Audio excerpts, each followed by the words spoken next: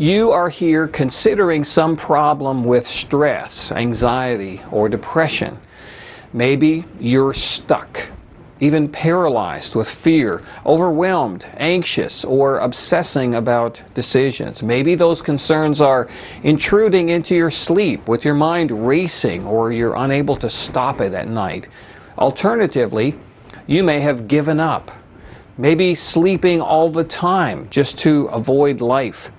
This is a series designed to help you get untangled and working towards solutions, life, balance, and happiness.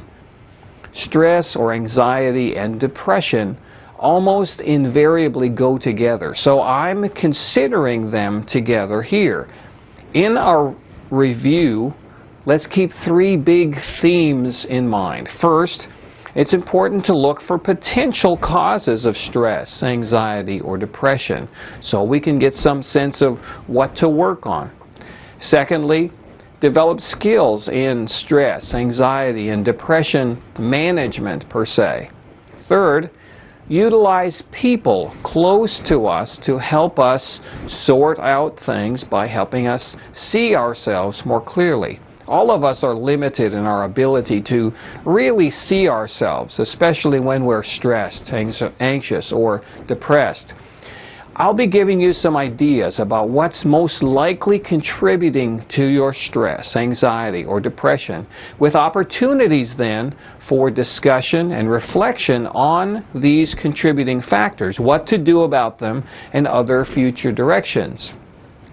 This is sometimes in stark contrast to current literature or information that sometimes gives these conditions such a biological basis that it gives a maybe inadvertent message that there is nothing to do about them, or that they are not in your control, or that you just need some medication or other drug to fix them.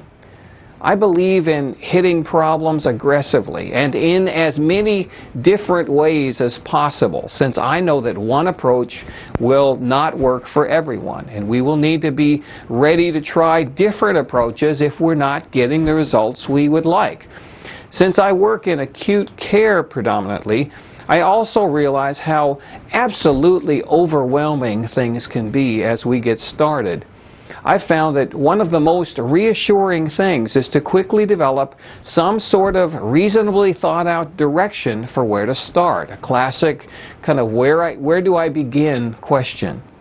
Most of the time, I see a tendency to move from stress to anxiety and then to depression. So that is how this series is structured, and typically how people will approach these problems. But depression might be the most pressing thing. So for you, that would be the right place to start. Start with your biggest problem or concern. The two areas that you will likely want to cover then are both stress or anxiety and depression. Despite the overlap of these categories in experience, I've prepared them as a set so that there would be very little overlap overall. Again, I think that they would both probably be helpful for a better understanding of stress and anxiety or depression and for getting clear direction. I always feel that you would get the most from this by working with a therapist or at least a trusted and healthy friend, plus using the journal that's provided so that you can take notes as we go along, and that will probably also help. So click on either one to begin.